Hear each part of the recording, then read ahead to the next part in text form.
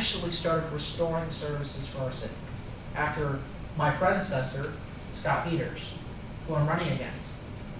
He cut library hours, after school programs. He eliminated projects for repairing our roads and filling potholes. I mean, this guy literally said, I'm going to raise your taxes and I'm going to cut the vital neighborhood services. And he left us billions of dollars in liabilities. And so I came in and said, fine, Scott, I'll clean up the mess. And we did that by working on solutions and not believing the hype that you can't solve the problem. No, I know, but that's a question that a lot of people in the public had of like, oh, we don't think you can do it.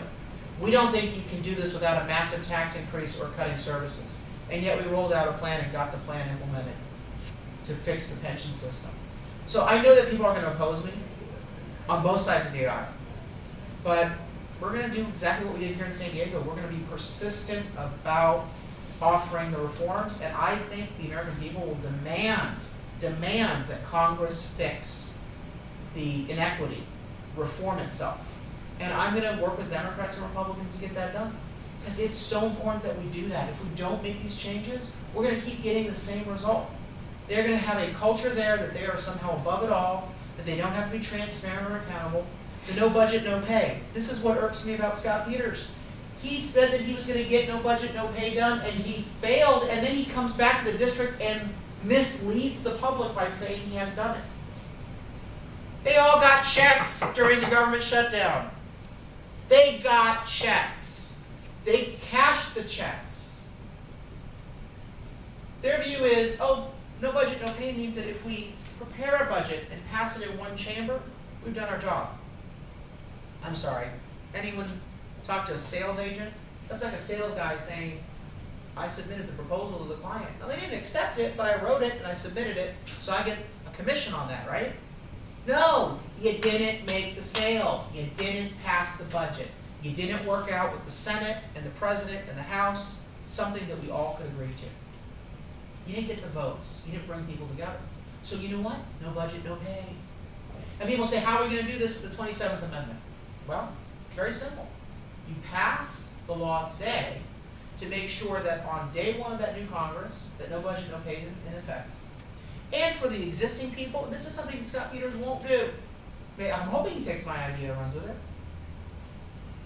We're going to dock the pay of any member of Congress currently serving for no budget, no pay. And so when they enter the next Congress, because most of these folks are running for re-election, your base salary actually starts out debited what you didn't do in the prior Congress. No budget, no pay, complying with the 27th Amendment. Do not let these politicians off the hook by them saying, well, we can't do it. Scott Peters said you can't reform the pension system.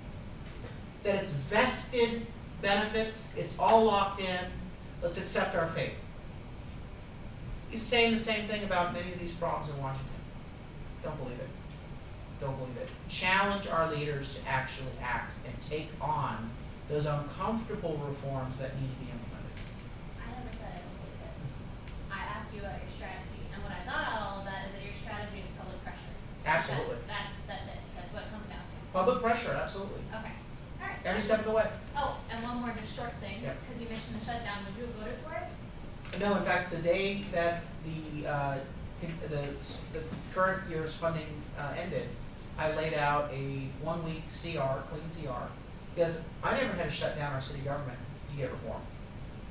We used public pressure. We were able to build alliances, coalitions to get common sense reform done. Never all happened overnight, but it was a constant drumbeat and a constant progression to solve problems.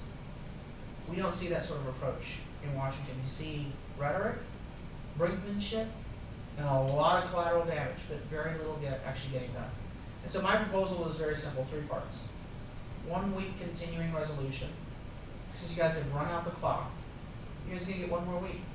The 4 leaders, the House and Senate, are locked into a room with the President. Actually, you can pass a law saying that you guys are locked into a room. We do it with all sorts of people. So you guys are locked into a room. You guys are the adults, right? You guys are elected leaders. So you guys are not leaving the room until you come out over the next 7 days with an agreement that funds the government and can pass both houses. Oh, and by the way, third, you all have lost your pay for this week. And every day that is thereafter under my no budget, no pay. You want to talk about offering something that actually moves the needle. That would move the needle. And again, both sides are extreme on this, or both sides have extreme voices in their caucus that make it harder and harder to actually get things done. And that's what we need to challenge in Washington. One last question. Yeah, take it last. Yeah. And it won't be very attacking. It won't be what? It won't be very aggressive. You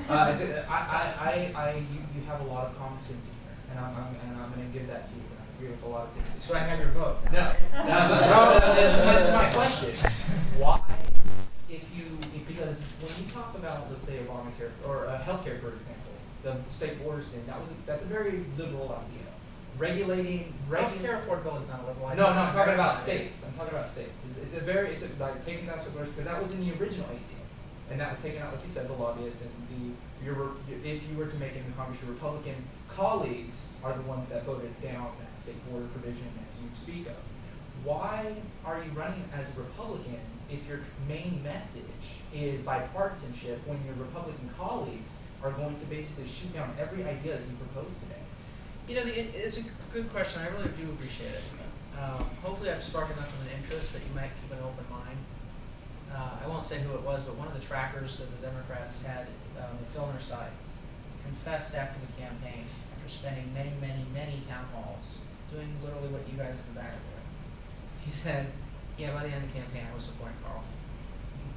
And, you know, if that means that we are able to win over people who are hardcore partisans, that are actively engaged in partisan politics, campaigns, I think that's remarkable, and maybe it translates into actual voters saying, you know, I'm not going to go with the label, I'm going to go with the person, the ideas, the experience, and the track record. I am running as a generation Republican. I believe that we have to take on our parties when they're wrong. I did that here in San Diego. I was one of the first to call for Dick Murphy, a Republican mayor, to resign. Why? Because he was sweeping the fiscal crisis under the rug. He was misleading the people, and he needed to go. He couldn't lead. I sparred with Jerry Sanders, Republican, on some issues. For example, building a new city hall. 1 million square foot, $400 million new city hall that they wanted to build in the middle of a commercial real estate downturn. At a time when we weren't filling potholes. We still aren't filling potholes adequately. And I said, no, we're not doing that. And the developer said, oh, but it would do such great things for real estate prices downtown. It would revitalize the downtown real estate market. And I said, you know, as soon as we fully fund our other neighborhood programs, then we can talk about structure and housing and housing of government employees. But we need to get back to the basics.